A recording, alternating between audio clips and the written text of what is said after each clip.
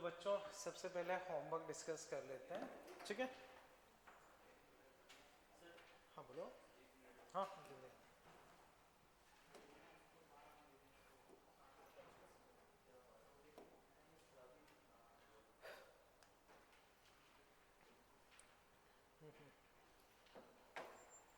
तो बच्चों शायद सीट से ही कुछ दिया होगा, ठीक है ना? और तो कुछ होगा नहीं। मुझे बताओ जो भी क्वेश्चंस थे उसमें फर्स्ट एक्सरसाइज में कोई भी डाउट? 12, ठीक है। फर्स्ट में कोई और? 32, ठीक है। सेकंड बच्चों, सेकंड में भी 12, ठीक है। और 12, ठीक है, ठीक है। 3A बच्चों इसमें नहीं दिया, ठीक है। 3B, 3B 20। और कोई जिसमें डाउट हो आपको बच्चों? 4, हाँ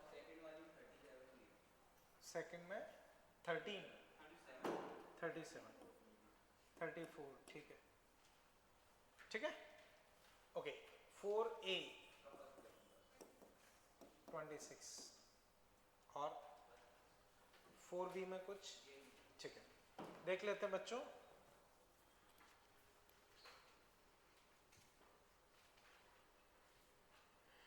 समझते बच्चों?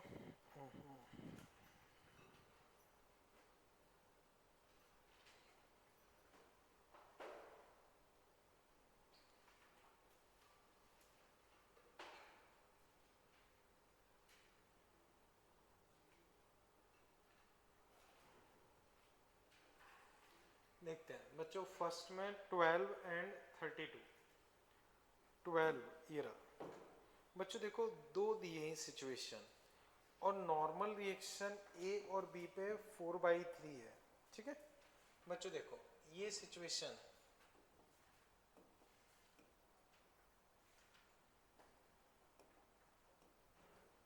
ये डायग्राम है बच्चों। यहाँ ए, ये बी, ठीक है बच्चों।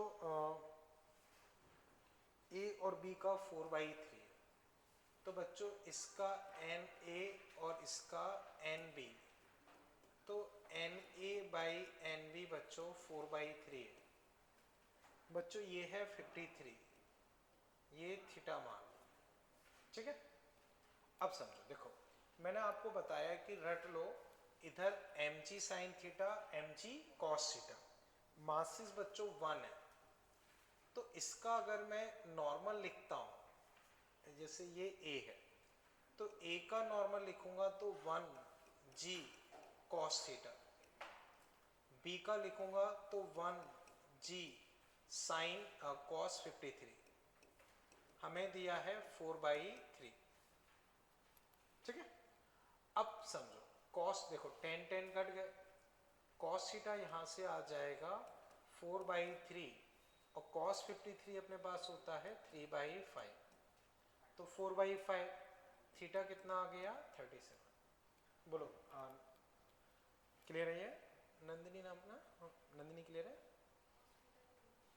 कॉस थीटा क्यों लिया वो डाउट है ना। देखो याद करो मैंने बताया था ये चीज हम बहुत ज्यादा यूज करते हैं, वो रट लो।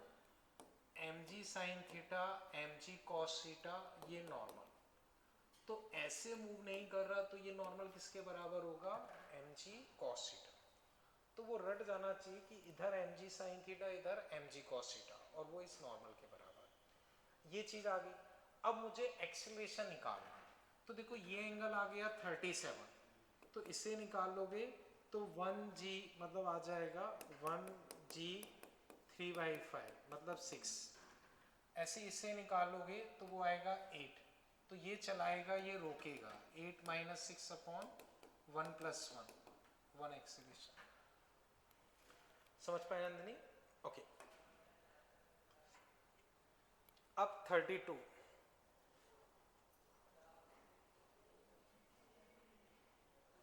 32 मैंने दिया था, नहीं दिया होगा।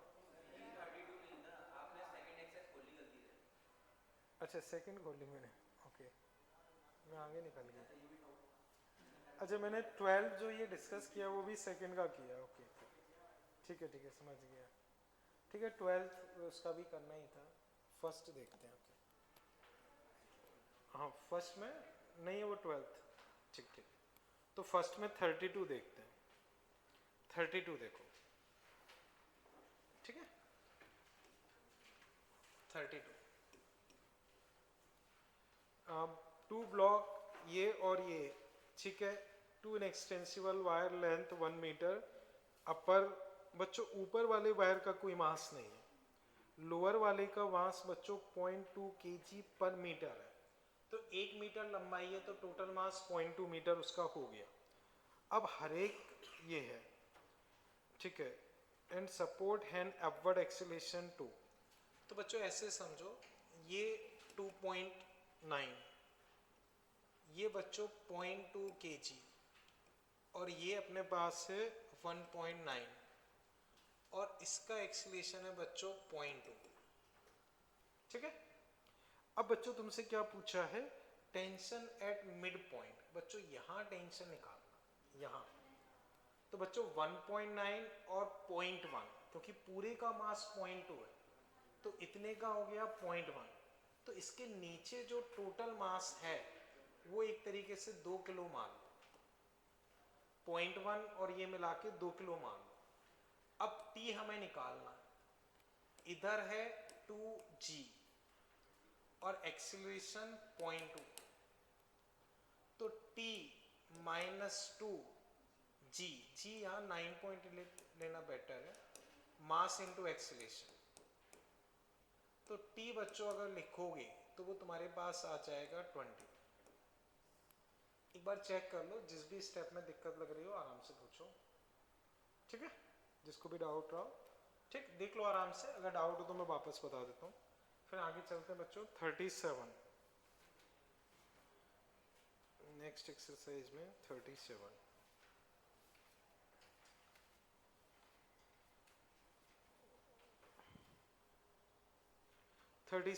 बच्चों देखो, ये इंक्लाइन प्लेन,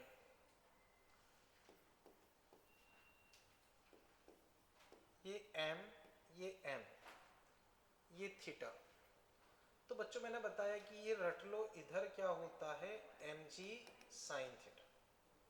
बच्चों पीछे रोकने वाला तो कोई है ही नहीं, इसका mg नॉर्मल तो बैलेंस है, तो चलाने वाला केवल एक ही फोर्स है mg साइन थीटा। चलाने वाला केवल एक ही फोर्स है mg साइन थीटा, और टोटल मास अपने पास क्या है 2m। तो चलाने वाला फोर्स अपॉन टोटल मास, बच्चों एक्सीलरेशन आ गया g/2 साइन थीटा। बताओ बच्चों, एक्सीलरेशन में कोई डाउट? फिर हमसे पूछा क्या है टेंशन, तो बच्चों T मान लिया, एक्सीलरेशन A, तो बच्चों T equal to mass into acceleration, तो मास इंटू एक्सीलरेशन। बच्चों यहां से T लिख रहा हूं, तो T equal to mass into acceleration. Check करो बच्चों, कहीं भी दिक्कत लग रही हो, ठीक है, देख लो आराम से, कोई डाउट हो। देखो ये क्लियर है। अब देखो, केवल इस ब्लॉक पे फोकस करो, mg नॉर्मल, तो चलाने वाला माइनस रोकने वाला, तो चलाने वाला T, रोकने वाला 0, मास इंटू एक्सीलरेशन, और इसका एक्सीलरेशन भी यही आया है, तो एक ही जगह बस g/2 साइन थीटा रख दो। समझ के बच्चों, चेक करोगे दिक्कत हो। ओके, ये है अपने पास 37, 34 अब, ठीक है ना। हाँ बच्चों 37, कोई डाउट तो नहीं ना भाई? अच्छा ऑप्शन नहीं है, मैं वापस देखता हूँ क्या क्वेश्चन है, मैंने रीड नहीं किया है। कोई नहीं, मैं वापस देखता हूँ। Two block each having mass m rest on frictionless, if pulley are light frictionless and m will crowd to move down, then tension in string mg sin theta upon 2m, तो यही आएगा, इसमें कोई दिक्कत है नहीं। नहीं अच्छा हाँ, सी ऑप्शन मैच कर रहा, क्या दिया इन्होंने, ठीक है ना, आंसर सी होना चाहिए, ठीक है। देखते हैं बच्चों 34 a block 5 kg resting on a horizontal surface connected by cord. ठीक है, कॉफी बच्चों इसे छोड़ दो, अभी मैंने शायद दिया नहीं होगा या दे दिया होगा तो गलती से दे दिया होगा, वो अभी फ्रिक्शन मैंने नहीं पढ़ाया है, इसे भी छोड़ दो। ठीक है, ये बाद में आ जाएगा। ठीक है, ओके। अब 3B में 20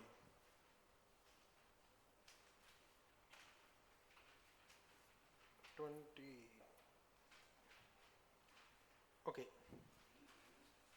बच्चों, block A of weight 100 newton, rest on a frictionless incline plane, slope 30 degree, massless string. ठीक है, ये सब ठीक है। Block B, find W, equilibrium. बच्चों इक्विलिब्रियम में रखना है। ठीक है, तो इक्विलिब्रियम का मतलब एक्सीलरेशन क्या हो जाएगा, 0। तो बच्चों देखो, ये सिचुएशन 30 डिग्री, ये है 100, ये बच्चों W, तो बच्चों यहां लगेगा 100 साइन 30। बच्चों mg की वैल्यू 100 है, वेट 100 है, मतलब mg की वैल्यू 100 है, तो ये आ गया 50। अब बच्चों यहां W ही लगेगा, जब वेट W है तो W ही लगेगा। अब W किसके बराबर होना चाहिए, 50 के, तभी दोनों बराबर होंगे, तो W इक्वल टू 50। बस वेट ही पूछा ना उन्होंने, हाँ 50। एक बार बच्चों चेक करो, अगर डाउट हो तो पूछो, बाकी अगर मास पूछता तो हम 5 मानते, मास होता तो कितना होता 5, लेकिन वेट पूछा है तो वो 50 के बराबर। एक बार चेक करो बच्चों, इसमें किसी को डाउट तो नहीं ना। ठीक है, फर्दर देखते हैं बच्चों, और कौन सा बच्चा है अपना इसमें 4A फर्स्ट एंड 26। फर्स्ट देखो बहुत सिंपल सा है, जो मैंने बताया था, उसमें भी 45 एंगल है, तो कुछ दिमाग ज्यादा लगाना ही नहीं है। बच्चों देखो 1 kg इस तरह से रेस्ट पे है, तो 1 kg का इधर क्या लगेगा 1g यानी कि 10, इधर F। और बच्चों 45 एंगल है, पूछा क्या है इन्होंने, magnitude of F, magnitude of F, तो किसी भी अप्रोच से कर सकते हो, कोई फर्क नहीं पड़ेगा। बच्चों ये 45 है तो ये 45 हो गया, 10 45। बच्चों बेस और परपेंडिकुलर, तो F अपॉन 10, तो F कितना आ गया 10। चेक करो बच्चों, जिसको भी इसमें डाउट रहा हो, समझ गए। और भी कई तरीके हैं, आप रिजॉल्व करके कर लो, वो सब आपके ऊपर है, कोई दिक्कत नहीं। बोलो अगर डाउट हो मैं और डिस्कस करूँ। ठीक है, ओके। फिर बच्चों अपने पास आता है 26। बच्चों देखो इसमें ये दिया है,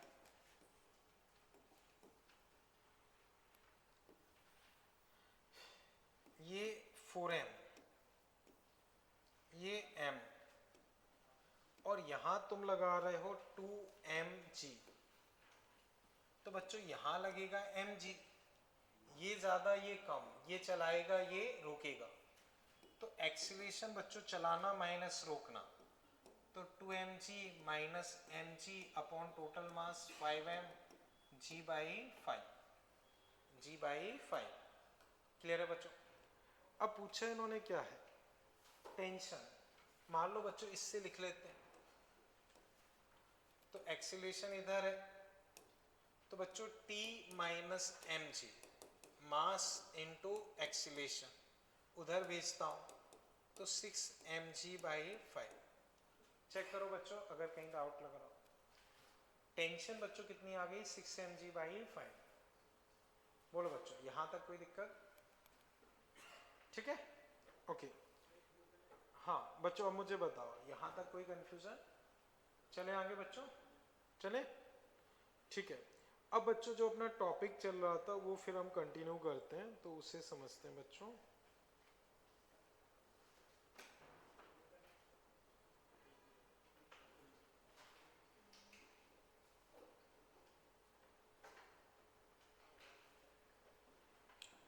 ओके, अब बच्चों देखना एक बार इसमें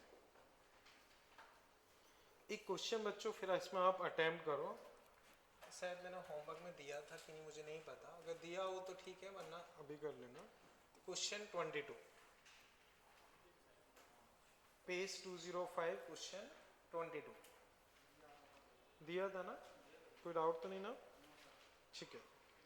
इसके बाद बच्चों एक आप देखो 206 पे 27, तो इसे कर लो बच्चों 206 पे 27। तो बच्चों इसे मैं हटा देता हूं, ठीक है।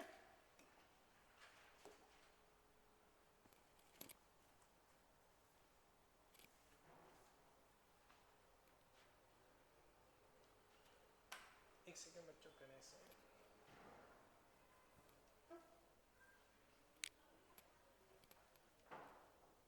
भैया ऊपर क्लासरूम में मेरी पेन ड्राइव रह गई है, वो निकाल के ये जिसमें ऊपर बीच में जो एक क्लास है, ठीक, मुझे यहाँ दे इधर वाली बीच में जिसमें मेडिकल, तो इधर दे देना मुझे।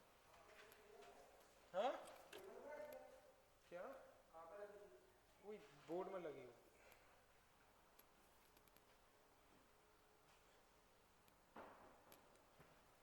हाँ हुआ बच्चों किसी से?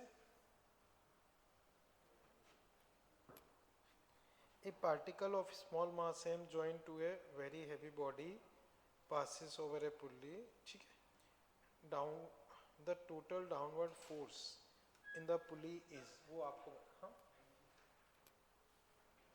देखते हैं। और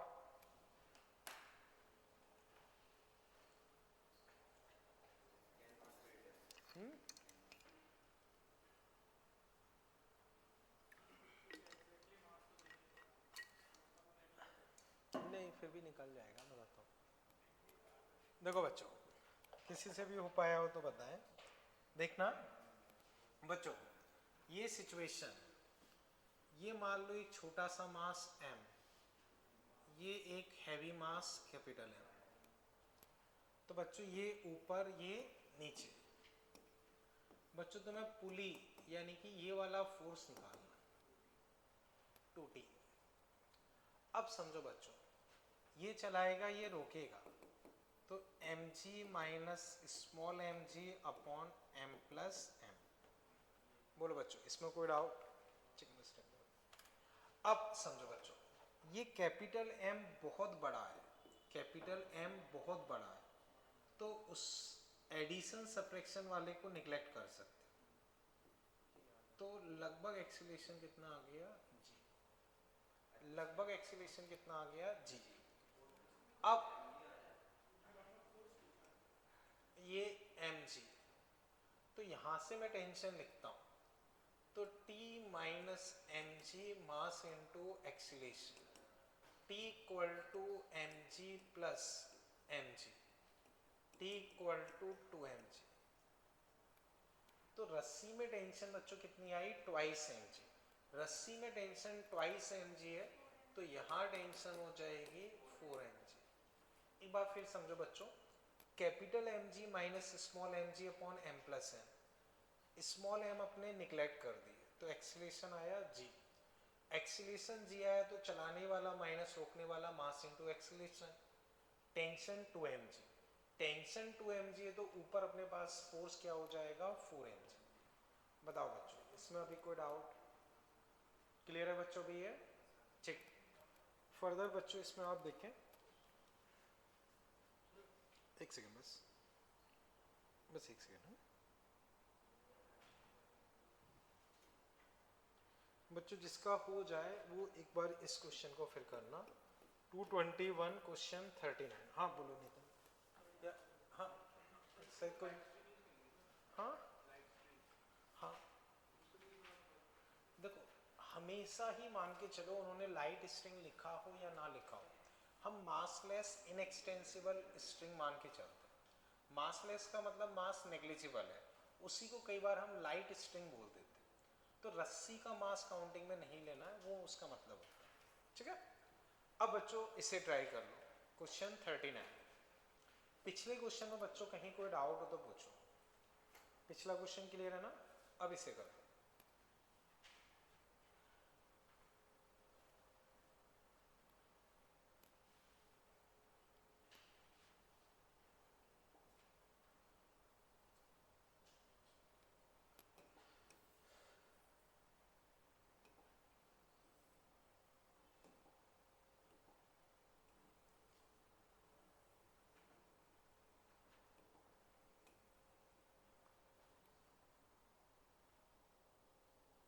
m2 m1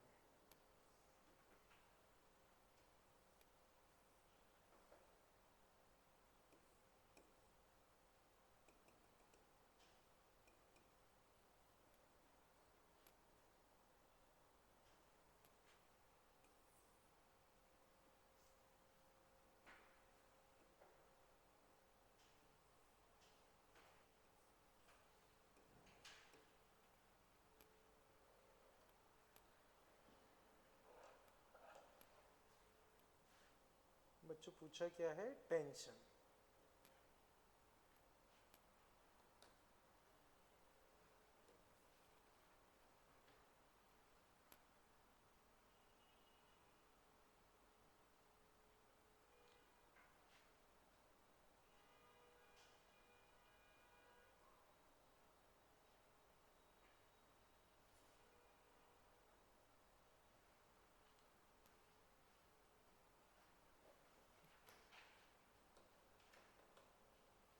जैसे बच्चों एक्सीलरेशन अगर कोई निकाल पाया हो तो एक्सीलरेशन बताओ, किसी ने अगर निकाला हो क्या आना चाहिए?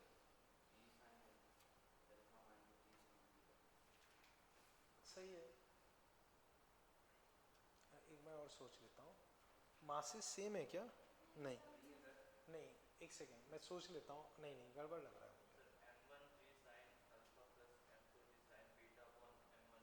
ये आना चाहिए। देखो इसका लगेगा इधर m1g साइन अल्फा, इसका इधर m2g साइन बीटा।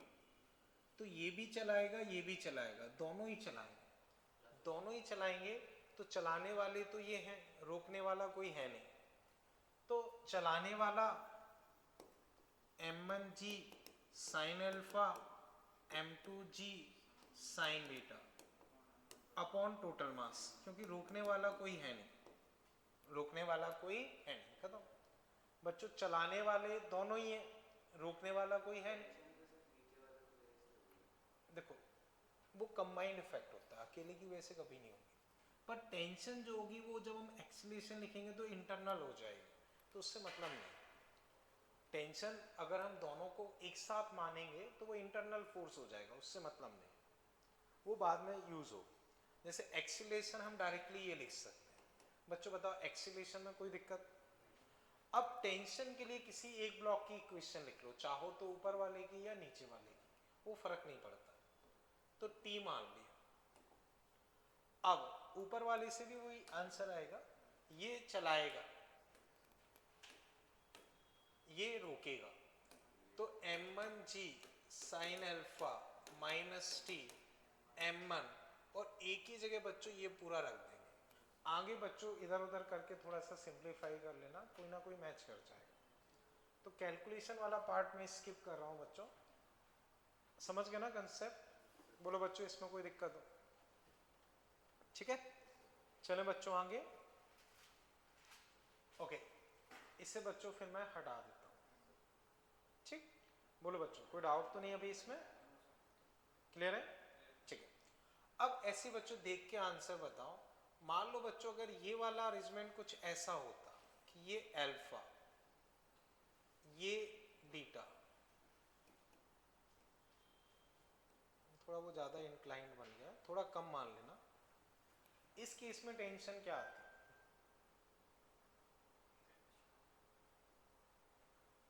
अगर डायग्राम उसकी जगह थोड़ा ऐसा होता, स्ट्रेट नहीं, इसे थोड़ा टिल्ट मान लो, थोड़ा देखो, और थोड़ा अच्छा बना देता हूँ। चलो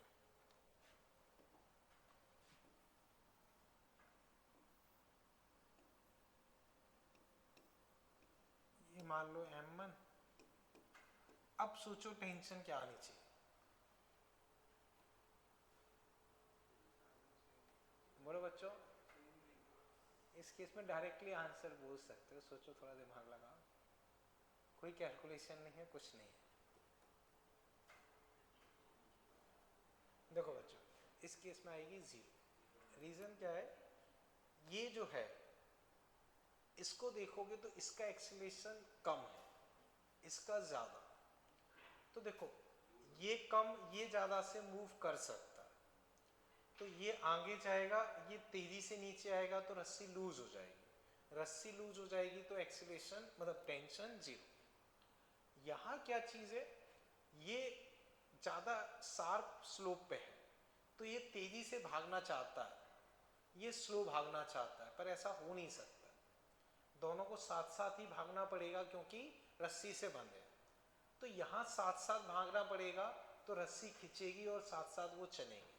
लेकिन यहाँ ये तेज भागना चाहता है जो कि भाग सकता है, जो कि भाग सकता है रस्सी को लूज करके, लेकिन ये रस्सी को लूज करके तेज नहीं भाग सकता है, उसको इसके साथ लेके जाना पड़ेगा। तो अब इस सिचुएशन में बच्चों बताओ टेंशन क्या होगी, जीरो। इस सिचुएशन में बच्चों अगर ये अल्फा होता ये बीटा होता तो दोनों सेपरेटली मूव करते, इसका एक्सीलरेशन जी साइन अल्फा, इसका एक्सीलरेशन जी साइन बीटा। समझ गए ना बच्चों, कोई डाउट इसमें? चले आगे, ठीक है। अब बच्चों आगे फिर देखते हैं नेक्स्ट एग्जांपल। बच्चों आप देखो,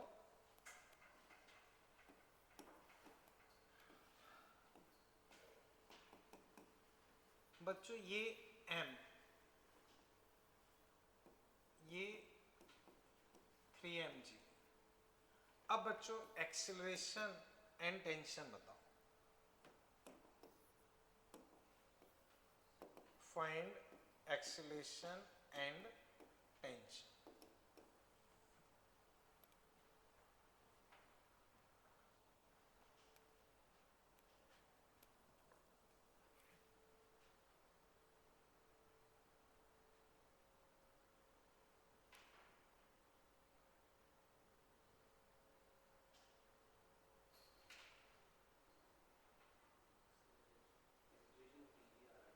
एक्सीलरेशन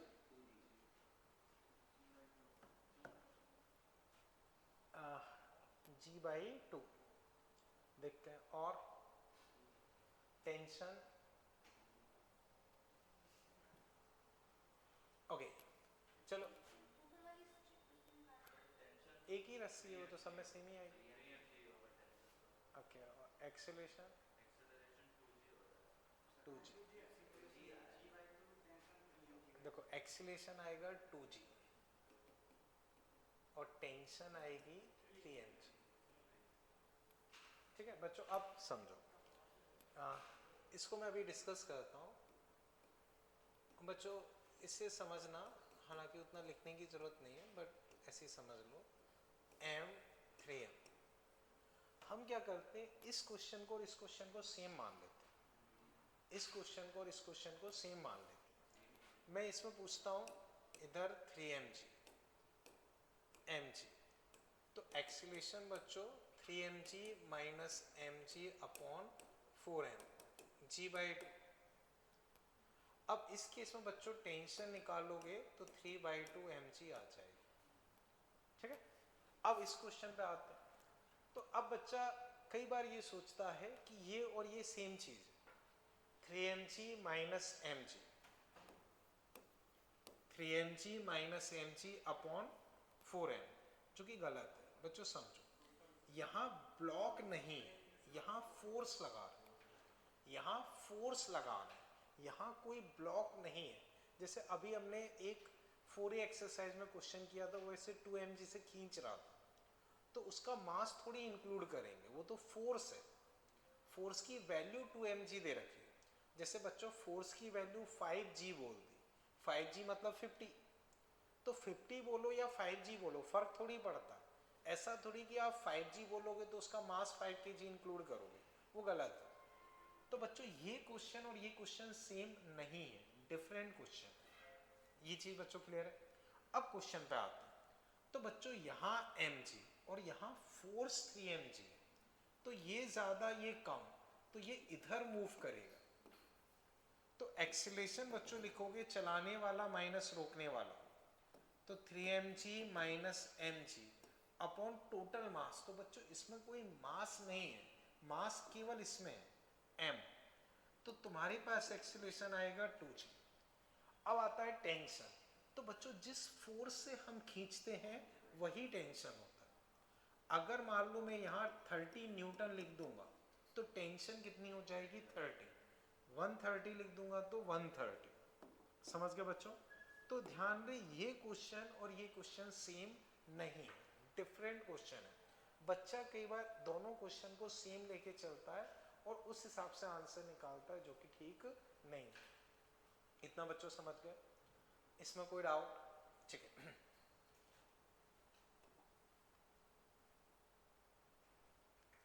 ठीक है, अब नेक्स्ट एग्जांपल बच्चों आप इसमें देखो। मान लो मैंने ये सिचुएशन दी, ये 2 kg, ये 4 kg, और यहां मैंने फोर्स लगा दिया लेट से 60 न्यूटन। ये A, ये B। ठीक, तो find acceleration of A and B। करो बच्चों एक बार, A और B का एक्सेलरेशन बताना है। बच्चों पिछला क्वेश्चन क्लियर है ना? हाँ, पुली पे इधर ऐसे 60 न्यूटन फोर्स लगाया, वो थोड़ा सा सोचो, देखते हैं। एक काम करते हैं बच्चों, इसमें डेटा ऐसा हो रहा है कि ज़्यादा फायदा नहीं रहेगा, थोड़ा सा चेंज कर देता हूँ बच्चों। 80 न्यूटन का, या चलो 60 से कर लिया तो ठीक है, 80 वाला बाद में डिस्कस करते हैं, कोई नहीं।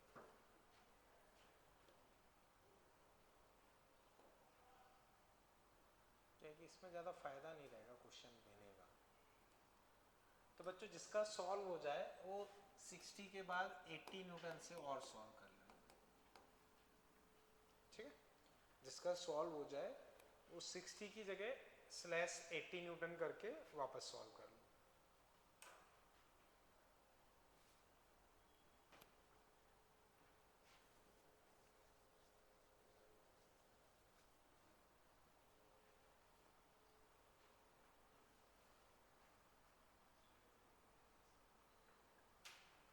समझ गए ना बच्चों?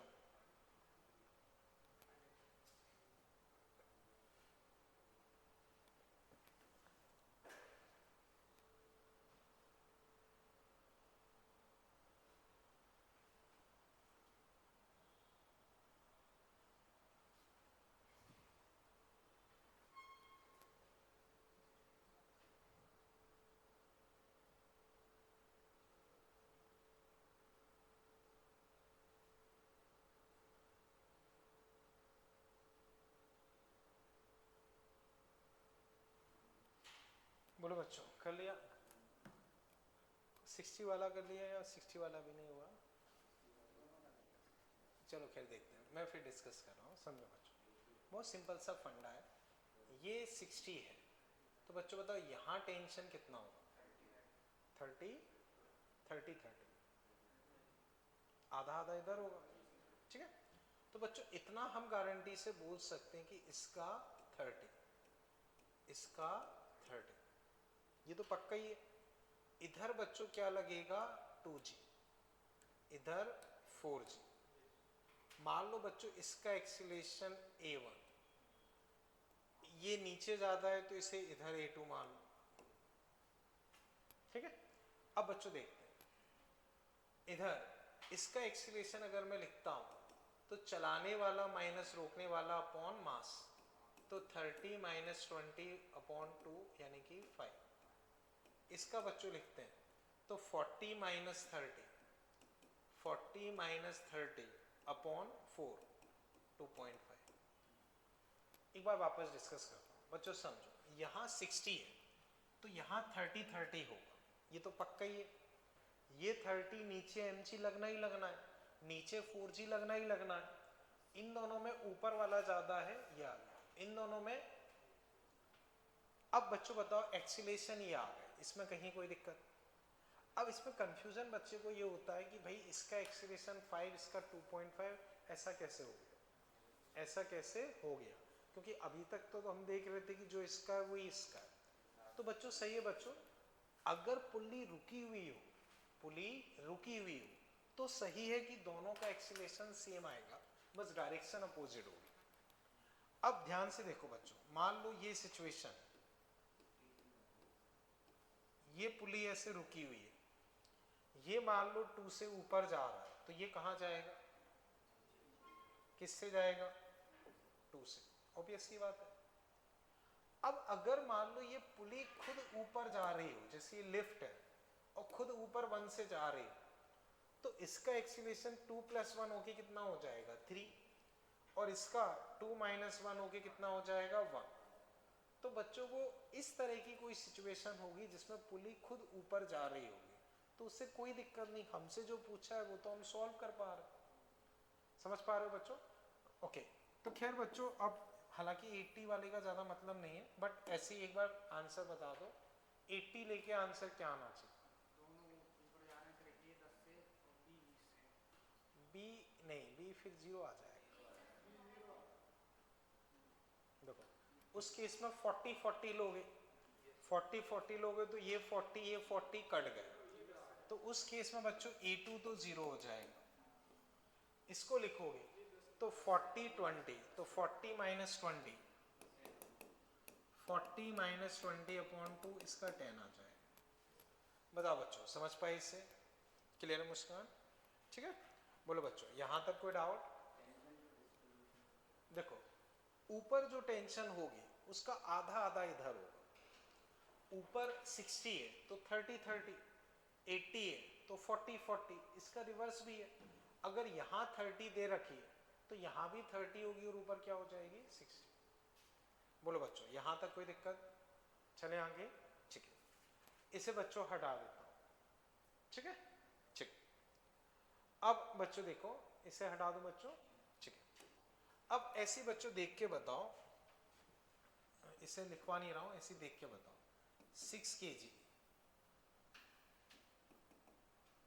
बच्चों ये इक्विलिब्रियम में है, तो बताओ फोर्स क्या होना चाहिए, 60, कितना होना चाहिए, 60। मान लो बच्चों ये 10 किलो है, अब फोर्स क्या होना चाहिए, ठीक है, ठीक है। अब वापस समझो बच्चों, मान लो ये सिचुएशन है,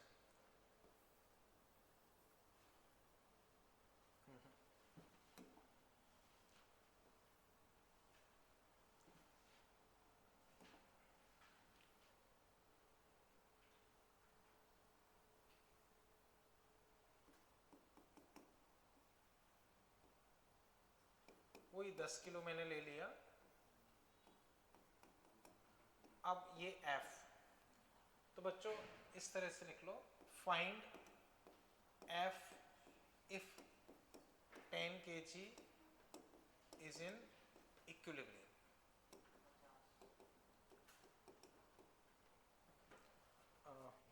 ठीक है, सही है, सही, लिख लो बच्चों, find F if 10 kg is in equilibrium।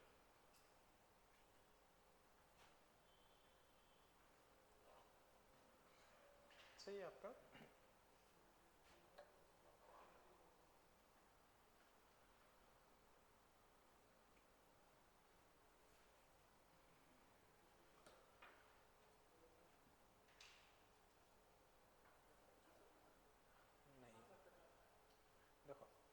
यहां से लेके यहां तक कितनी रस्सी है, एक पूरी रस्सी में टेंशन सेम, एक पूरी रस्सी में टेंशन सेम, ये क्लियर है। अब बच्चों ये F है, तो यहाँ F, यहाँ F, यहाँ भी F, तो इस पॉइंट पर बच्चों कितना होना चाहिए, 2F, इधर कितना होना चाहिए, 2F, तो यहाँ बच्चों 2F होना चाहिए, और वो किसके बराबर होना चाहिए, 10G। तो बच्चों 2F = 10G, F = 5G, खत्म। बोलो बच्चों, कहीं कोई डाउट हो इसमें, ठीक है। ओके बच्चों, मुझे फिर बताओ, अगर इसमें F की जगह एक ब्लॉक हैंग कर दें और मैं पूछता हूँ उस ब्लॉक का मास बताओ जिससे कि वो रेस्ट पे रहे, तो क्या रखते, 5 किलो, 5G यानी कि 50। इतना समझ के बच्चों, इसमें कोई कंफ्यूजन, ठीक है। एक और ऐसे ही देख लो बच्चों, मान लो ये सिचुएशन है,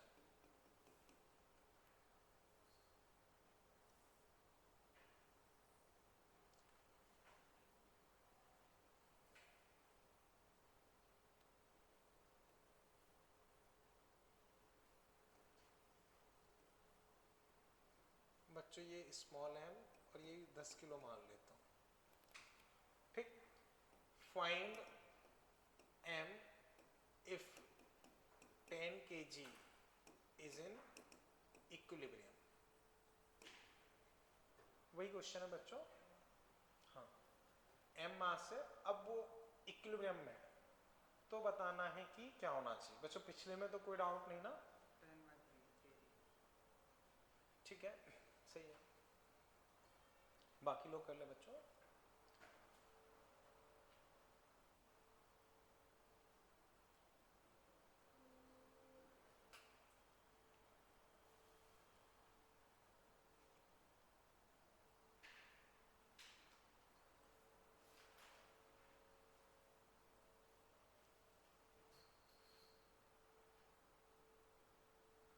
और कोई बच्चों? हाँ, तुम्हारा क्या आ रहा है सत्यम? बोलो जो भी आ रहा है। नहीं, मिस्टेक है।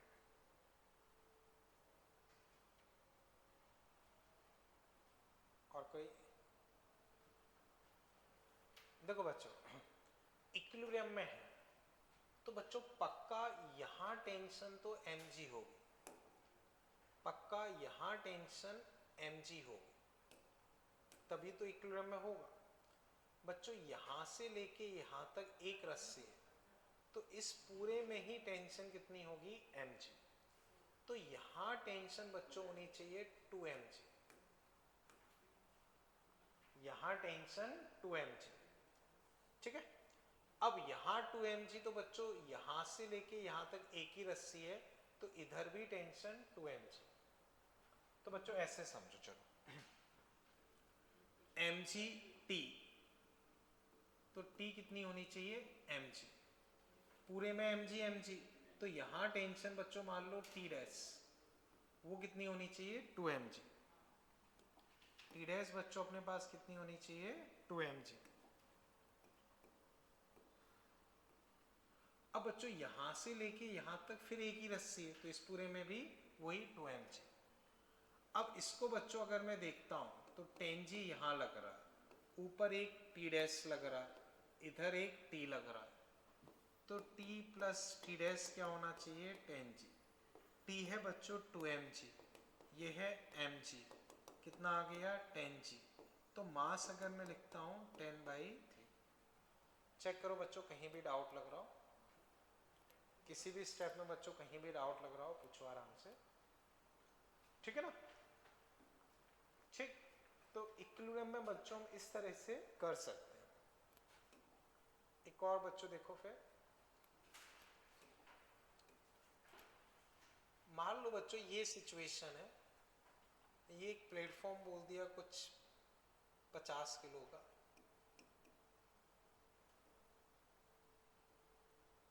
अब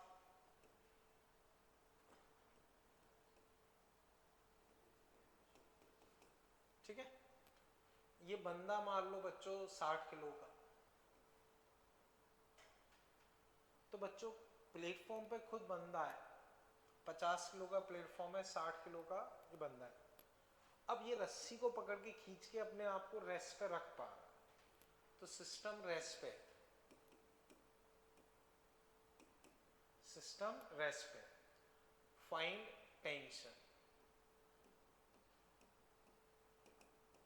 तो रस्सी में क्या टेंशन होनी चाहिए बच्चों वो बताना। एक सेकेंड, जस्ट एक मिनट। हाँ अब बोलो। नहीं, ये ठीक है, सोचो बच्चों। बाकी बच्चों पिछले क्वेश्चन में तो कोई डाउट नहीं ना? ठीक है,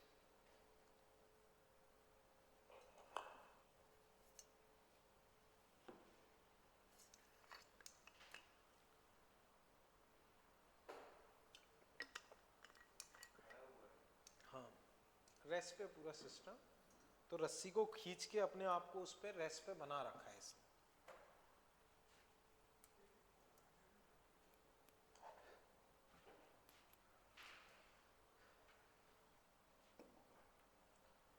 ओके बच्चों समझो, मैं डिस्कस कर रहा हूँ।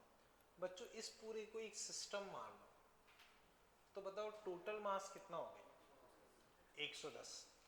इस पूरे को हम एक सिस्टम मान लेते हैं तो टोटल मास कितना हो गया 110। तो बच्चों इसको आप ऐसे मान लो कि एक पूरा एक इस तरह से कोई ब्लॉक वगैरह है, पर्सन को भी ब्लॉक ही मान लो, क्या फर्क पड़ रहा है 110 किलो का, यहाँ टी यहाँ टी, इस तरह से मान लो, क्या फर्क पड़ेगा। टोटल हमने 110 का एक मान लिया। अब पूरा 110 जी कहाँ लगेगा नीचे, ऊपर क्या लगेगा 2t, ऊपर क्या लगेगा 2t। तो 2t अपने पास क्या हो जाना चाहिए 110 जी, तो t हो जाएगा 550। बच्चों 50 और 60 दोनों को मिला के 110 का हमने ब्लॉक मान लिया, दोनों को मिला के हमने क्या किया 110 किलो का एक ब्लॉक मान लिया। दो तरफ ऐसे रस्सी गई है, खत्म। बोलो कहीं कोई दिक्कत हो? ठीक है, क्लियर है बच्चों, कोई डाउट? अब इसी को बच्चों थोड़ा सा लैंग्वेज बदल के ऐसे पूछते हैं कि सिस्टम रेस्ट पे है, सिस्टम इक्विलिब्रियम में बोल दें तो आंसर क्या होगा। इसी में बच्चों कई बार ये बोल देते हैं कि ब्लॉक या पर्सन कांस्टेंट वेलोसिटी से मूव कर, तो आंसर क्या होगा, तो भी यही होगा। तो अगर वो कांस्टेंट वेलोसिटी से मूव कर रहे हैं तो भी आंसर यही होगा। क्लियर है? ठीक है, इसी में बच्चों मान लो एक और ऐसा मैं डिस्कस कर रहा हूं, देखना बच्चों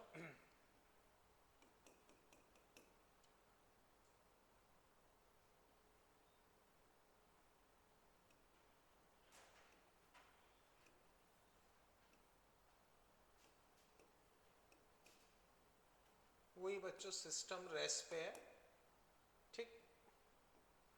डेटा भी चलो सेम ही ले लेता हूँ, 50 kg 60 kg।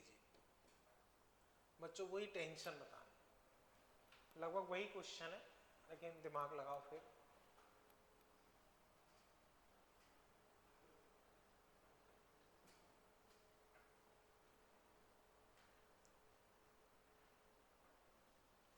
अब टेंशन क्या आनी चाहिए, क्वेश्चन वही है, फाइंड टेंशन।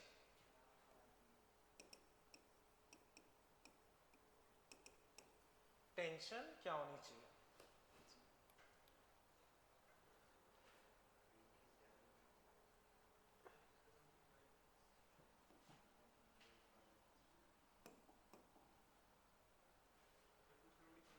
हाँ नहीं मतलब उतना होना चाहिए, कितना बताया तुमने 1100/3। अच्छा वो उतना ही आ रहा है क्या? अच्छा ओके बच्चे देखो, जैसे टेंशन T है तो इधर भी T इधर भी T, क्योंकि बच्चों यहां से लेके यहां तक एक ही रस्सी है तो टेंशन सेम, ठीक है। अब बच्चों T तो यहां होगी 2T, तो बच्चों इतने को पूरा एक मान लो पर्सन को मिला के, तो T ऊपर और 2T ऊपर, तो एक तरीके से बच्चों 110 का मान लो, 3T ऊपर और 110G नीचे, तो T बच्चों आ जाएगा 110G/3। चेक करो बच्चों कहीं दिक्कत लग रही हो, नंदनी समझ पाए? चेक करो बच्चों कोई भी डाउट हो, किसमें क्लियर है तुम्हें? देखो यहां से लेके पूरी एक ही रस्सी है तो T T T, ठीक है ओके, T T तो ये 2T। अब एक काम ये कर सकते हैं, हम इतने को एक ही चीज मान लो, तो उस पर एक टेंशन ऊपर है और 2T इधर, तो टोटल टेंशन उस पर कितनी होगी 3T, और नीचे mg, और वो रेस्ट पे, तो 3T ऊपर mg नीचे, ये अपने पास टेंशन आ गई। चेक करो बच्चों कोई दिक्कत हो? क्लियर है बच्चों? ठीक। अब बच्चों जो अभी मैंने टॉपिक डिस्कस किया उससे रिलेटेड क्वेश्चन मैं बता रहा हूँ, उसी से रिलेटेड केवल, वो आप घर पे कर लेना, फिर हम नेक्स्ट टॉपिक देखेंगे। तो क्या टॉपिक वाइज मैंने क्लासीफाई कर रखे हैं जिससे कि दिक्कत ना आए। बच्चों जैसे फर्स्ट इसमें आप देखोगे तो 26,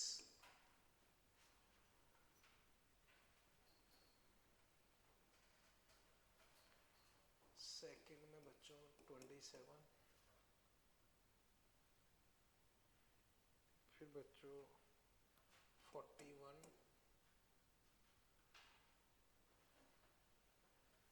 एक 17,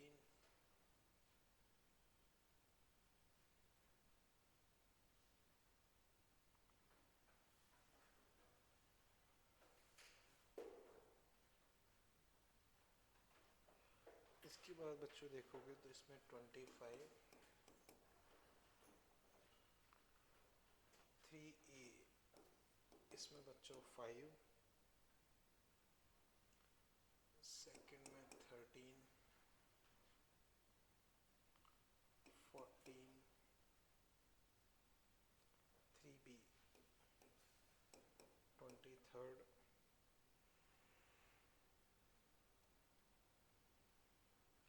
ठीक है। ओके, तो बच्चों ये सारे क्वेश्चन पुली और अभी जो हमने इक्विलिब्रियम वगैरह पढ़ा है उससे रिलेटेड है, ठीक है। चलें आगे बच्चों, ठीक, इसे बच्चों मैं हटा देता हूँ, ठीक, ठीक है बच्चों, ठीक, ओके। अब नेक्स्ट हेडिंग बच्चों आप लिख लो स्प्रिंग, स्प्रिंग, ठीक है, स्प्रिंग। तो बच्चों स्प्रिंग आप सबने देखी हुई है। स्प्रिंग क्या होती है? एक हेलिकल शेप में, हेलिकल शेप में मेटालिक वायर होता है। यह मेटालिक वायर को हेलिकल शेप में बेंड कर देते हैं, वही अपनी क्या होती है? स्प्रिंग। तो बच्चों डायग्राम वाइज देखें तो बच्चों स्प्रिंग इस तरह से हो जाएगी और ये अपनी क्या हो जाती है? Helical metallic wire. जनरली बच्चों मेटल से बनाते हैं, कई बार प्लास्टिक जैसी भी दिख जाती है, पर मेटल्स की ज़्यादा यूज होती है। क्लियर है बच्चों? तो स्प्रिंग बच्चों अपनी ये हो गई।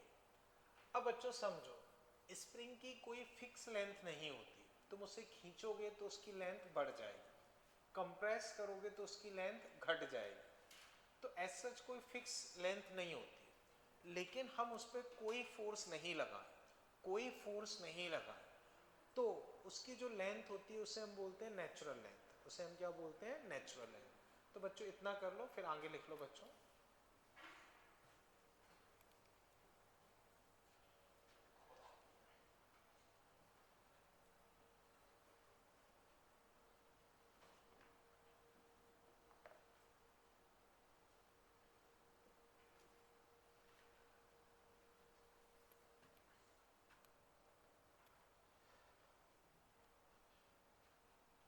ठीक है, ओके। अब बच्चों नेक्स्ट इसमें लिख लो length of spring, length of spring when its force is 0, length of spring when its force is 0 is called natural length. Length of spring when its force is 0 is called natural length. तो बच्चों जब उस पर कोई force नहीं लगा, कोई force नहीं लगा, तब उसकी जो लेंथ होती है उसको हम क्या बोलते हैं? Natural length. या उसका फोर्स 0 हो तब उसकी लेंथ क्या होगी? Natural length. क्लियर है बच्चों?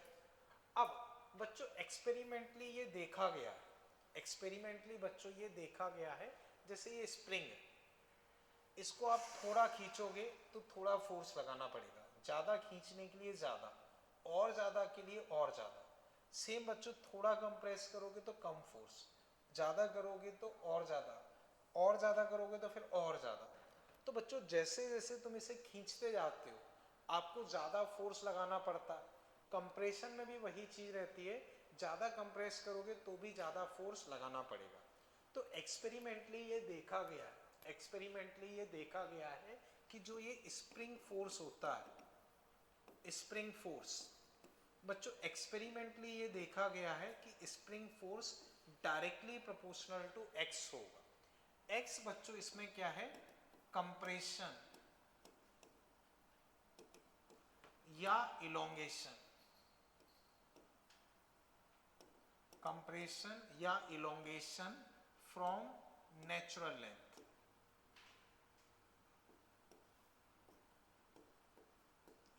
तो नेचुरल लेंथ से तुम कितना खींच रहे हो या दबा रहे हो, उसके डायरेक्टली प्रोपोर्शनल फोर्स होगा। प्रोपोर्शनलिटी बच्चों हटाओगे तो एक कांस्टेंट लोगे k, इसको बच्चों हम बोलते हैं कांस्टेंट या स्प्रिंग कांस्टेंट।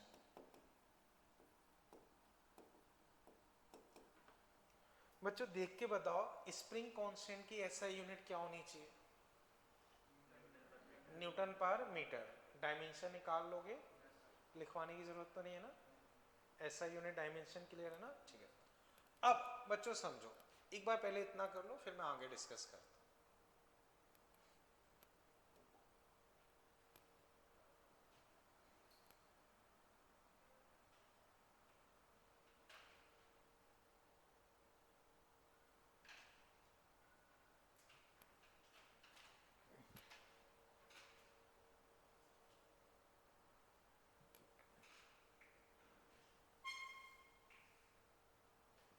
ठीक है, अब बच्चों वापस से समझो, स्प्रिंग कांस्टेंट के आगे स्प्रिंग कांस्टेंट बच्चों तुम्हें क्या बताता है, अगर ज्यादा स्प्रिंग कांस्टेंट है तो उसका मतलब उसको खींच पाना या दबा पाना मुश्किल है। जैसे एक पेन में स्प्रिंग रहती है और एक मान लो आप बाइक में स्प्रिंग रहती है सॉकर में, तो पेन की स्प्रिंग आसानी से दब जाएगी, आसानी से खींच जाएगी, बाइक की स्प्रिंग मुश्किल से दबेगी, मुश्किल से खींचेगी। तो बाइक की स्प्रिंग का स्प्रिंग कांस्टेंट क्या होगा, ज्यादा होगा। ऐसे बच्चों ट्रक में भी सॉकर रहते हैं, तो बाइक और ट्रक में अगर हम कंपेयर करेंगे तो ट्रक का स्प्रिंग कांस्टेंट ज्यादा होगा। तो कहने का मतलब बच्चों ये है कि भाई अगर मुश्किल से खींच रही है या मुश्किल से दब रही है तो उसका मतलब के ज्यादा है। तो के इनडायरेक्टली हमें ये बताता है कि भाई उसको दबा पाना या खींच पाना कितना मुश्किल या आसान है। इतना क्लियर है बच्चों। अब बच्चों में भी अगर आप बुक्स या कहीं देखोगे तो माइनस के एक्स मिल सकता है, माइनस के एक्स। जानबूझ के मैंने माइनस नहीं लिखा है क्योंकि वो सॉल्व करते समय कंफ्यूज करता है। तो माइनस बच्चों उसमें डायरेक्शन बताता है। डायरेक्शन कैसे बच्चों समझो, मान लो ये स्प्रिंग है, तुमने इधर फोर्स लगाया, ऐसे खींच दिया, तो उसका डिस्प्लेसमेंट इधर हुआ, इधर डिस्प्लेस कर दिया, तो बच्चों स्प्रिंग में फोर्स कहाँ आएगा, तो बच्चों एक्स इधर है तो फोर्स कहाँ है, इधर। ये बच्चों तुमने स्प्रिंग को ऐसे दबा दिया, तो अब फोर्स स्प्रिंग कहाँ लगाएगी, उधर। तो बच्चों जब x इस तरफ है तो फोर्स उधर है और उधर है तो इधर है। तो माइनस बताता है डायरेक्शन को, माइनस क्या बताता है, डायरेक्शन को। और माइनस ये बता रहा है कि x के अपोजिट डायरेक्शन में फोर्स है। पर बच्चों वो सॉल्व करते समय कंफ्यूज करता है, तो जनरली उस माइनस को लेके मत चलो, माइनस को लेके मत चलो। डायरेक्शन हम लॉजिक से निकाल सकते, डायरेक्शन ऑफ फोर्स, तो उस माइनस से बेटर होता है लॉजिक। लॉजिक क्या है बच्चों, जैसे सीधा सा अभी हमने देखा कि इधर एलोंगेशन है तो फोर्स इधर होगा, वो ज्यादा बेटर रहता है, क्योंकि क्वेश्चन में माइनस साथ लेके चलोगे तो कंफ्यूज हो सकते हैं। क्लियर है बच्चों, यहां तक कोई दिक्कत।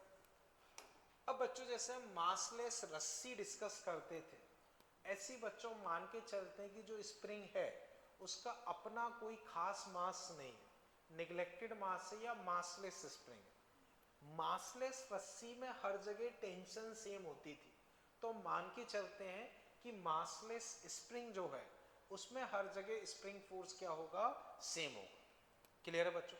तो अब नेक्स्ट पॉइंट बच्चों इसमें लिख लो,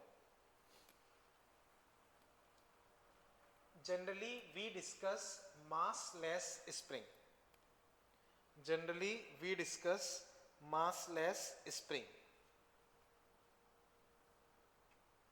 generally we discuss massless spring। ठीक है, आगे बच्चों इसमें लिख लो फिर, in massless spring, in massless spring, in massless spring spring force in massless spring force will be same at each point. In massless spring force will be same at each point. तो massless spring में बच्चों हर जगह spring force क्या होगा, same होगा. इतना clear है बच्चों, यहां तक कोई दिक्कत? ठीक है. अब बच्चों कई बार हमें स्प्रिंग को कंबाइन करने की जरूरत पड़ती है. तो उसमें दो तरह के कॉम्बिनेशन रहते हैं. एक होता है बच्चों सीरीज कॉम्बिनेशन. तो उसमें क्या होता है, स्प्रिंग एक के बाद एक ऐसे जुड़ी रहती है. एक स्प्रिंग, दो स्प्रिंग, तीन स्प्रिंग, ऐसे एक के बाद एक जुड़ी हुई होंगी. तो इसमें बच्चों इक्विवेलेंट कांस्टेंट अगर मैं लिखूंगा तो बच्चों वो रेजिस्टेंस के उल्टा हो जाता है. जैसे रेजिस्टेंस के उल्टा या कैपेसिटेंस के सिमिलर. जैसे रेजिस्टेंस सीरीज में बच्चों R1 प्लस R2 वैसे रहते हैं, ऐसे ये यहाँ पे इक्विवेलेंट अगर मुझे लिखना हो, इसका इक्विवेलेंट स्प्रिंग कांस्टेंट लिखना हो तो वो ये हो जाएगा. इक्विवेलेंट का मतलब होता है कि हम इसको एक सिंगल स्प्रिंग से रिप्लेस कर दें, उसका सेम बिहेवियर हो जो इसका है, वो हो जाता है इक्विवेलेंट. इतना कर लो बच्चों.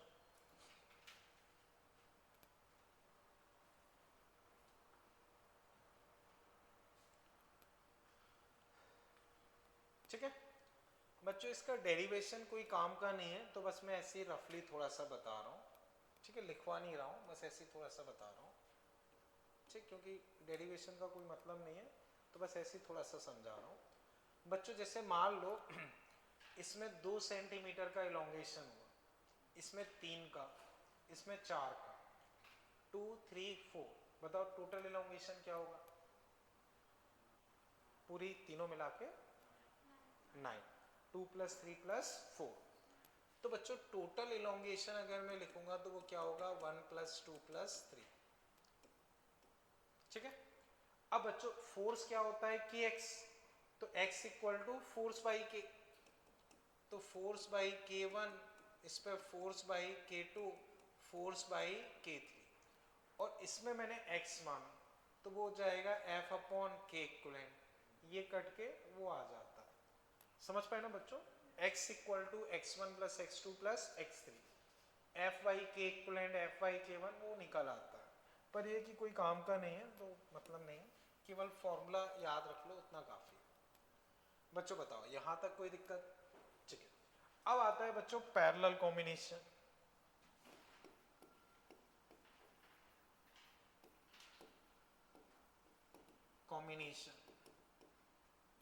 तो पैरेलल कॉम्बिनेशन में बच्चों ये रहता है, इस तरह से स्प्रिंग कनेक्टेड रहती है.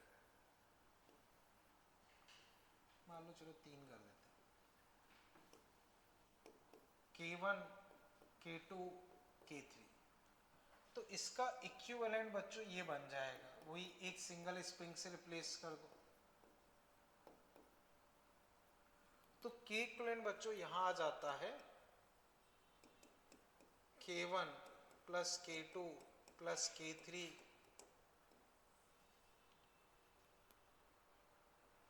ठीक है.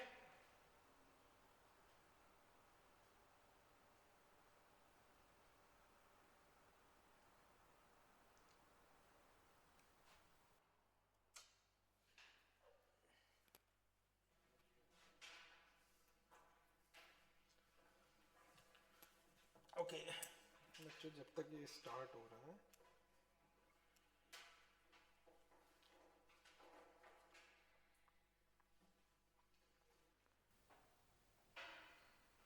जस्ट बच्चों पेज 227 क्वेश्चन सेकंड एक बार देखो. Page 227 question second. Page 227 question second.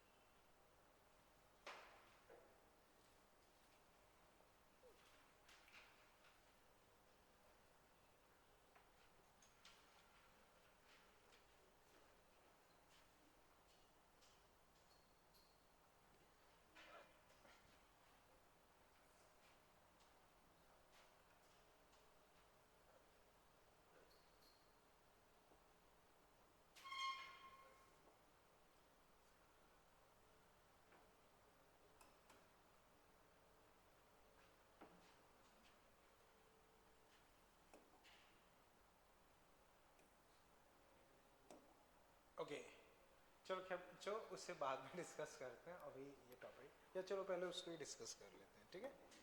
ऐसी बच्चों सिंपल सा ही है, देखो आपको इलोंगेशन निकालना है तो f equal to k x, तो x equal to f by k, x equal to f by k, ठीक है। अब बच्चों समझो एक चीज बच्चों याद रख सकते हो, अभी चलो मैं लिखवा दूंगा, ठीक है।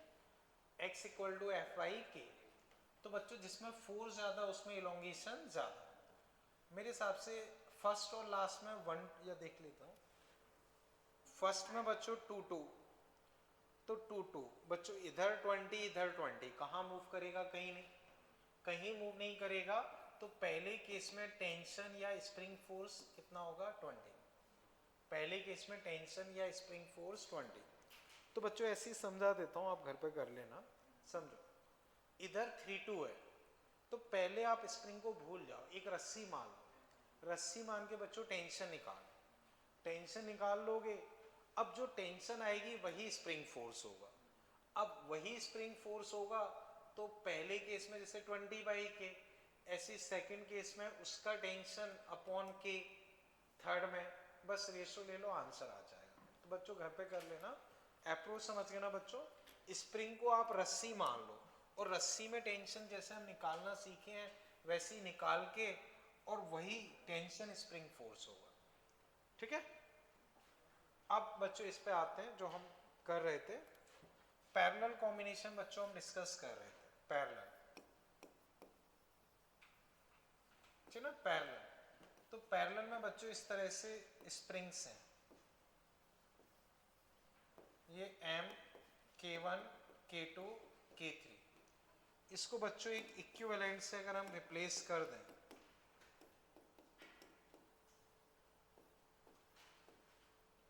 K इक्विवेलेंट, तो K इक्विवेलेंट बच्चों तुम्हारे पास आ जाएगा K1 plus K2 plus K3। उसके अलावा बच्चों एक चीज और समझो, एक्सप्लेन मैं बाद में करूंगा भी, अगर इस तरह की सिचुएशन फंस जाए, जैसे ये ब्लॉक है, इसके इधर स्प्रिंग इधर स्प्रिंग, K1 K2, तो बच्चों ये दोनों किस में कनेक्टेड है, तो बच्चों ये पैरेलल में है, देखने में सीरीज जैसे दिख रहे हैं बट ये किस में है, पैरेलल। तो बच्चों यहाँ इफेक्टिव स्प्रिंग कांस्टेंट कितना आएगा, K1 प्लस K2। कैसे आता है बच्चों को समझो, देखो मान लो तुमने इसको X डिस्प्लेस किया, तो ये ब्लॉक X खींचेगा, X इधर जाएगा तो वो स्प्रिंग क्या होगी, X खींचेगी, ये X दबेगी, तो इसका फोर्स बच्चों उधर और इसका फोर्स भी इधर, तो बच्चों दोनों का फोर्स सेम डायरेक्शन में होने की वजह से जुड़ जाएगा, तो उसी वजह से बच्चों स्प्रिंग कांस्टेंट यहाँ देखने में लगता है सीरीज जैसा, लेकिन है कैसा, पैरेलल। वापस समझो बच्चों, आप इधर खिसकाओ तो ये इधर खींचेगी, ये भी इधर दिखा देगी, तो आपको ज्यादा फोर्स लगाना पड़ेगा तब जाके आप उधर खिसका पाओगे। तो याद रहे बीच में अगर ब्लॉक आता है तो अपना ये किस में आ जाता है, पैरेलल में। तो बच्चों बताओ यहाँ के इक्विवेलेंट कितना होगा, ठीक है। मान लो बच्चों मैंने एक और स्प्रिंग ऐसे लगा दी, ठीक है ना, आप सीधी लगा लेना, मैंने थोड़ी टेढ़ी लगा दी है। अब इस केस में बच्चों बताओ क्या होगा, K1 plus K2 plus K3, ये दोनों तो पैरेलल में है ही और ये भी पैरेलल में, तो इस केस में क्या होगा, K1 plus K2 plus K3। तो बच्चों याद रहे ये सिचुएशन खासकर SHM में ज़्यादा यूज होती है, बट अभी मैंने बता दिया। यहाँ तक कोई दिक्कत, चलने वांगे बच्चों, ठीक है। हाँ इलोंगेशन उसमें सब में सेम रहेगा। देखो सीरीज में क्या होगा, फोर्स सेम, इसमें हर एक में फोर्स सेम रहेगा और इसमें हर एक में इलोंगेशन सेम रहेगा, इलोंगेशन या कंप्रेशन वो एक ही बात है, इलोंगेशन या कंप्रेशन क्या रहेगा, सेम रहेगा, ठीक है।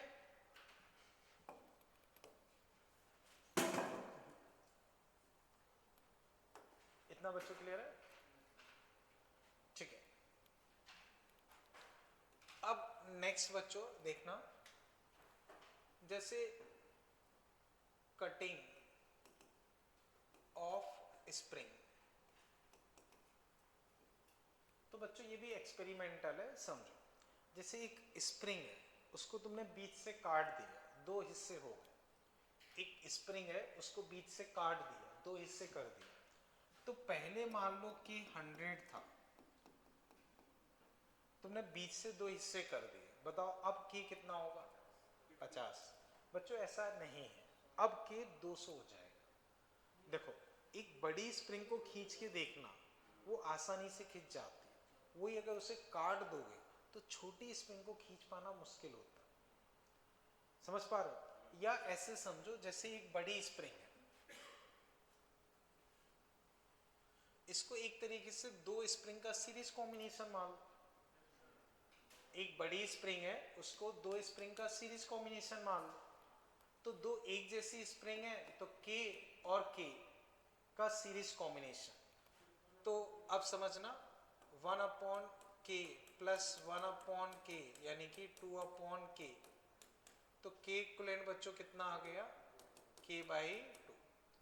K इक्विवेलेंट बच्चों कितना आया? K/2। तो अब बच्चों समझो, ये इक्विवेलेंट अपने पास कितना है? पहले थी 100, K/2। तो एक का K कितना निकला? 200। ऐसे बच्चों तीन बराबर हिस्से में काट दें तो कितना होना चाहिए? 300 300 300। चार बराबर हिस्से में काट दोगे 400 400 400।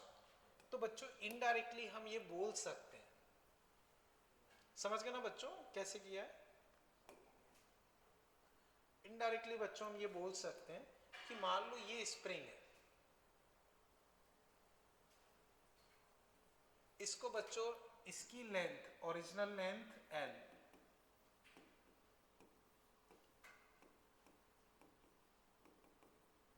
ठीक है ना? Original spring constant K। तो original length L, original spring constant K। अब मान लो मैं इसको ऐसे तोड़ रहा हूं, काट रहा हूं, एक ऐसे काट दिया, एक मान लो ऐसे काट दिया, ये L1 ये L2। तो बच्चों इसका अगर मैं K1 लिखता हूं तो वो हो जाएगा K L/L1। इसका अगर बच्चों लिखूंगा तो K2 K L/L2। चाहो तो बच्चों चेक करो, ये L और ये 1/3 लेंथ की है, L/3। तो L कट गया, वो 3K आना चाहिए। ये हाफ लेंथ की है तो L/2, L कट गए 2K। समझ गए? या हम इन जनरल बोल सकते हैं कि K is inversely proportional to length. Length अगर आधी करोगे तो स्प्रिंग कांस्टेंट डबल, 1/3 करोगे मतलब 1/3 करोगे तो वो 3 टाइम्स, 1/4 करोगे तो 4 टाइम्स। इतना समझ गए बच्चों? यहां तक कोई दिक्कत? इतना कर लो बच्चों।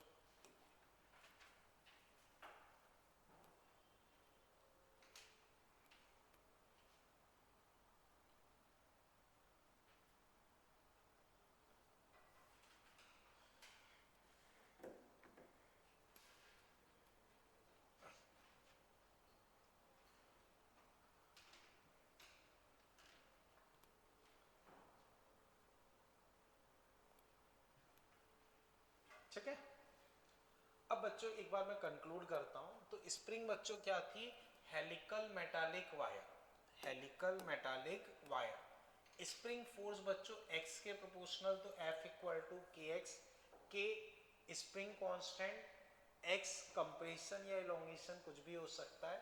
डायरेक्शन के लिए लॉजिक यूज करो, ठीक है? अब उसके बाद बच्चों मैंने आपको पैरेलल कुछ पॉइंट्स बताए थे कि जनरली हम मासलेस स्प्रिंग डिस्कस करते हैं। मासलेस स्प्रिंग में हर जगह फोर्स सेम होता है, ऐसा यूनिट डायमेंशन सिंपल सा ही है। सीरीज में बच्चों यही 1/K इक्विवेलेंट 1/K1, ये पैरेलल में बच्चों सिंपली ऐड हो जाएगा। इसका ध्यान रखना है, जनरली बच्चा यहाँ मिस्टेक करता है। अब काटोगे तो लेंथ के इनवर्सली प्रोपोर्शनल, लेंथ के इनवर्सली प्रोपोर्शनल। इतना क्लियर है बच्चों? अब बच्चों हम इस पे एग्जांपल डिस्कस कर रहे हैं, वो समझते हैं बच्चों, ठीक है। ओके, तो वो बच्चों आप समझो एग्जांपल बच्चों इसमें देखना, जैसे ये सिचुएशन है बच्चों,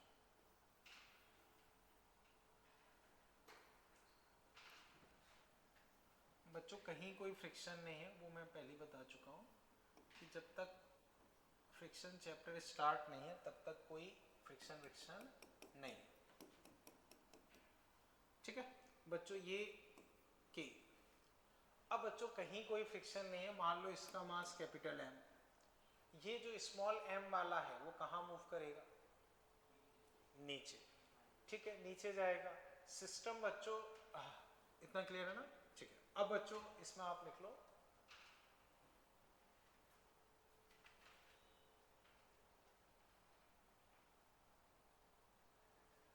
ठीक है, find compression in spring, find compression in spring, ठीक है। इस सिचुएशन में बच्चों इस पे कंप्रेशन क्या होना चाहिए वो बताना,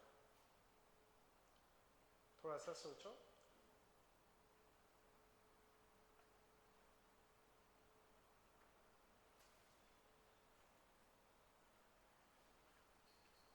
उससे पहले बच्चों मुझे ये बताओ, ब्लॉक्स के बीच की नॉर्मल रिएक्शन क्या होगी, ब्लॉक्स के या इंक्लाइन प्लेन और ब्लॉक के बीच की, mg cos थीटा, ठीक ना। अब थोड़ा सोचो, अब काफी आसान है, उससे रिलेट करने का ट्राई करो।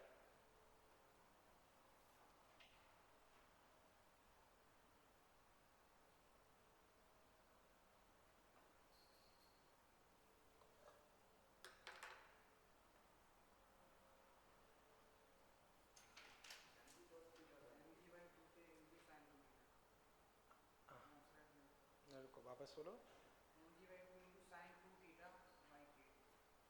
मैं लिख लेता हूँ एक बार, mg/2k sin 2 थीटा, मुझे ठीक लग रहा है, बाकी चेक करते हैं। आप बताओ क्या किया आपने,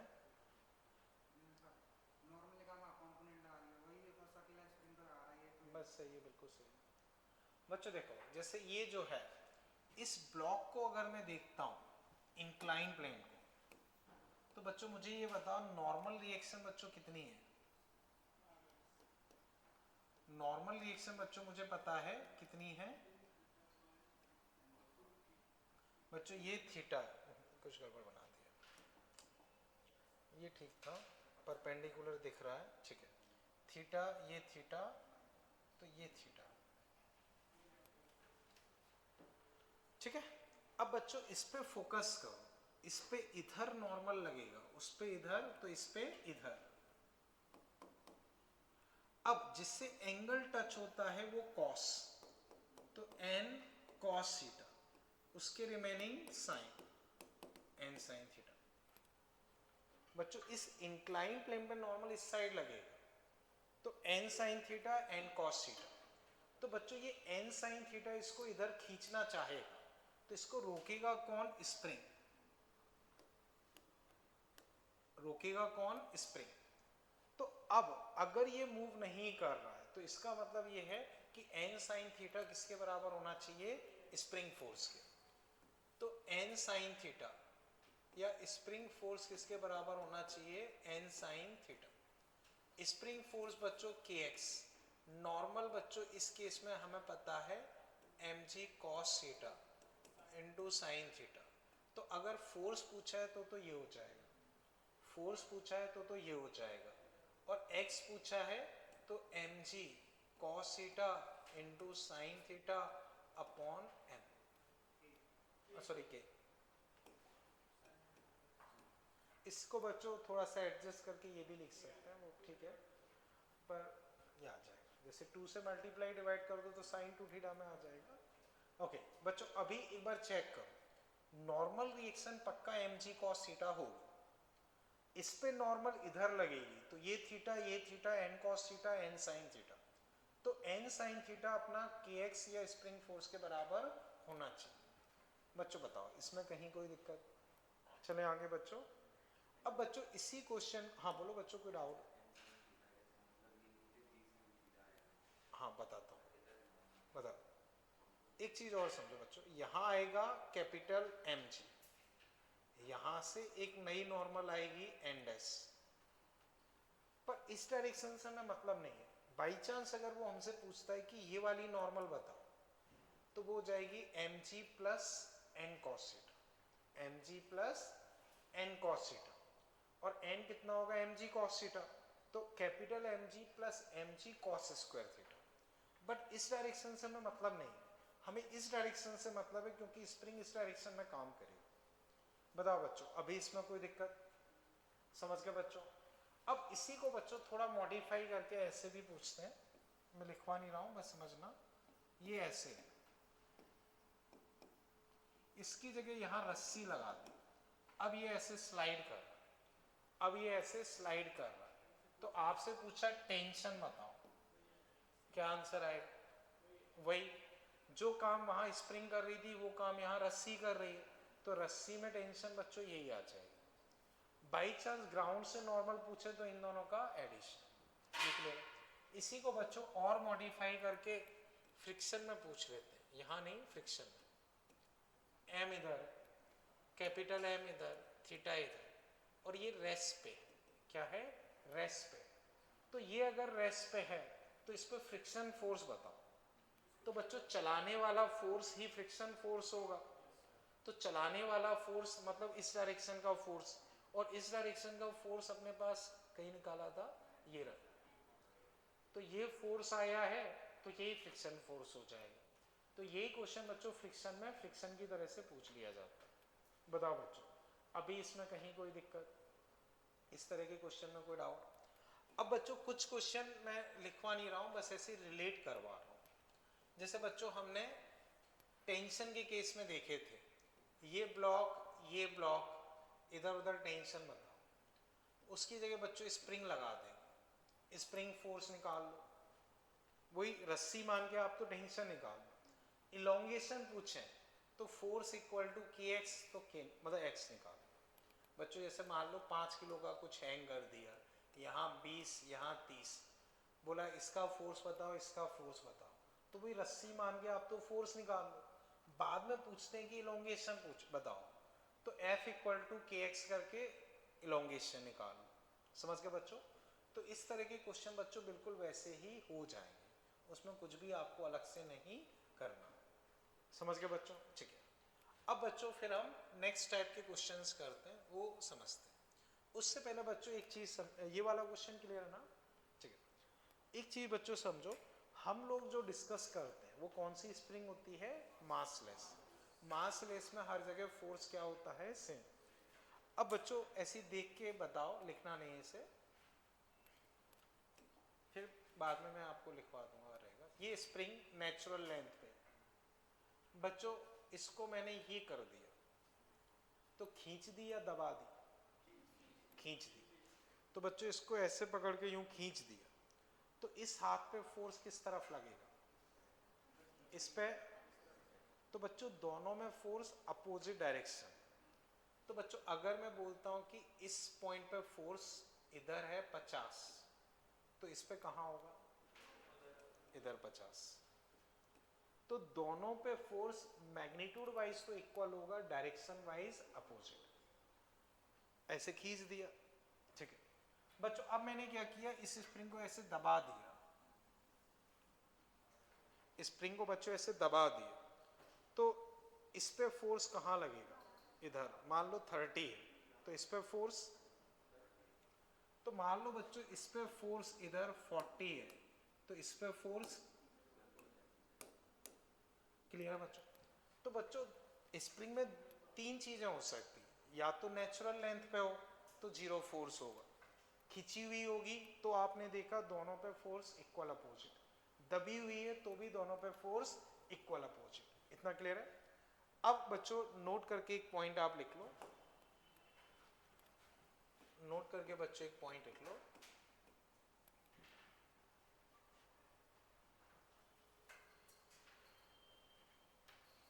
force at both end of spring, force at both end of spring, force at both end of spring will be equal in magnitude,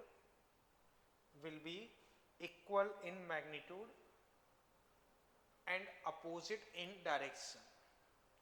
Force at both end of spring will be equal in magnitude and opposite in direction. तो बच्चों magnitude wise तो equal होगा, direction wise opposite होगा. अब बच्चों उस पे based questions कैसे रहते हैं वो हम डिस्कस कर रहे हैं.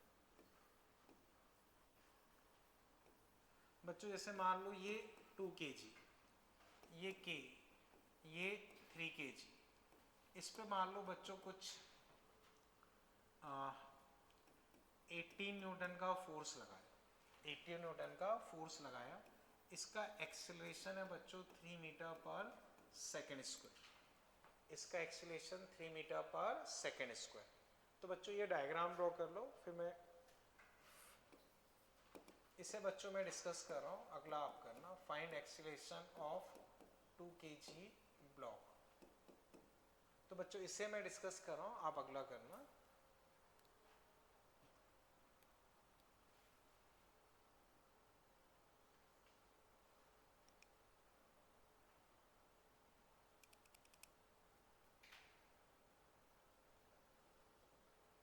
ठीक है, ओके. अब बच्चों मुझे बताओ इस सिचुएशन में block 3 kg block, 3 kg block पे नेट फोर्स कितना है? नेट फोर्स बच्चों, नेट फोर्स हमेशा मास इनटू एक्सीलरेशन. तो बच्चों अब बताओ 3 kg ब्लॉक पे net force 9, mass into acceleration. एक बार बच्चों फिर बताओ 3 kg पे नेट फोर्स 9, तुम कितना लगा रहे हो? लग कितना रहा है? 9 लगाया, 18 पर लगा 9, तो किसी ने 9 कम किया. किसने 9 कम किया होगा? स्प्रिंग ने. तो बच्चों इस केस में स्प्रिंग फोर्स इधर 9 रहा होगा. समझ गए ना बच्चों? इस केस में स्प्रिंग फोर्स इधर 9 रहा होगा. तो इस केस में इधर 9 है, तो इस केस में इस तरफ 9 होना चाहिए क्योंकि इक्वल अपोजिट ही होता है. समझ गए बच्चों? अगर डायरेक्ट ना समझ पाओ तो फिर इक्वेशन बना लो. जैसे मान लो स्प्रिंग फोर्स Fs है, तो 18 माइनस Fs 3 इंटू 3, उससे भी निकाल सकते. ठीक है. अब बच्चों इसका एक्सीलरेशन लिखना है, तो इसका एक्सीलरेशन बच्चों सीधा सीधा 9/2 4.5 मीटर पर सेकेंड स्क्वायर. बताओ बच्चों, समझ गए ना? अब इसी तरह का फिर आप खुद ट्राई करो.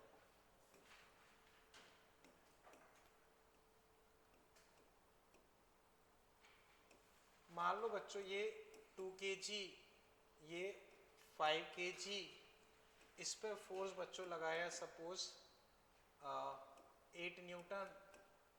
इसका एक्सीलरेशन मान लो बच्चों कुछ है 6 मीटर पर second square.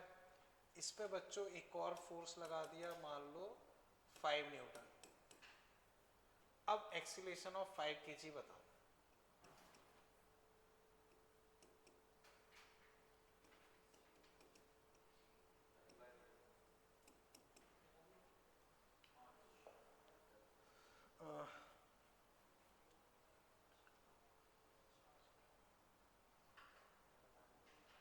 Acceleration of 5 kg. हाँ बोलो बच्चों. नहीं, मिस्टेक है.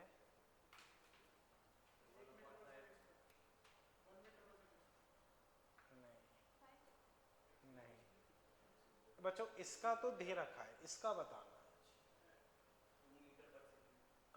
थोड़ा मैं एक बार चेक कर लूँ, मैं तो मिस्टेक नहीं कर रहा हूँ. ये सही है, ये होना चाहिए. सोचो बच्चों एक बार.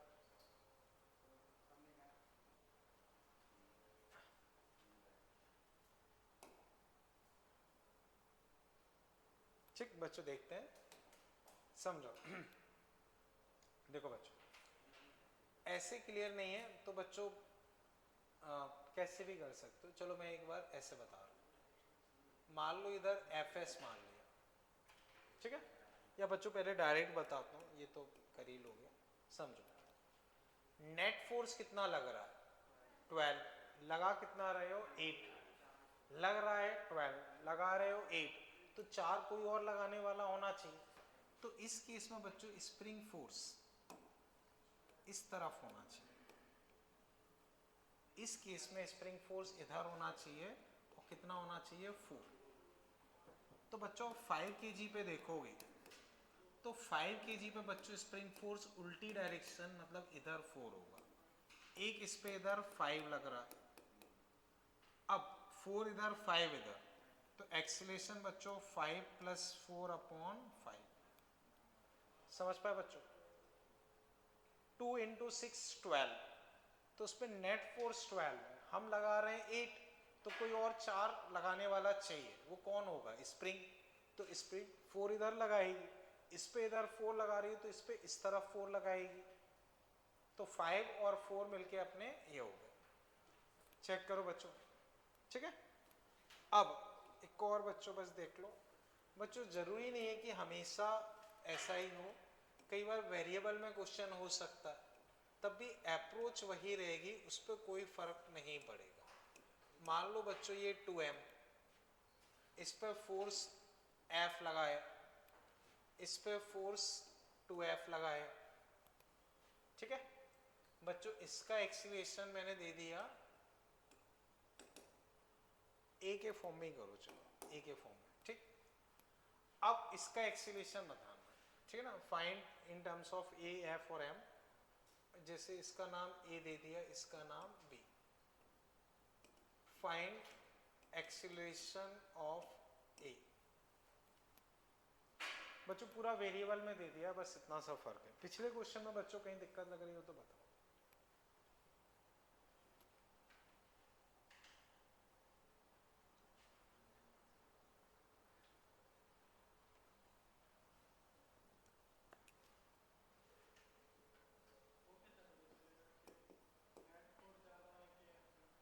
देखो सही बात है,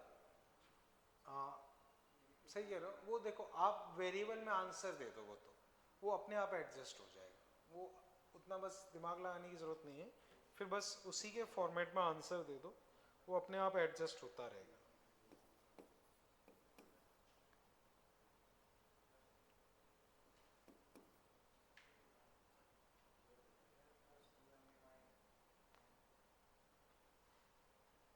देखते हैं बच्चों भी,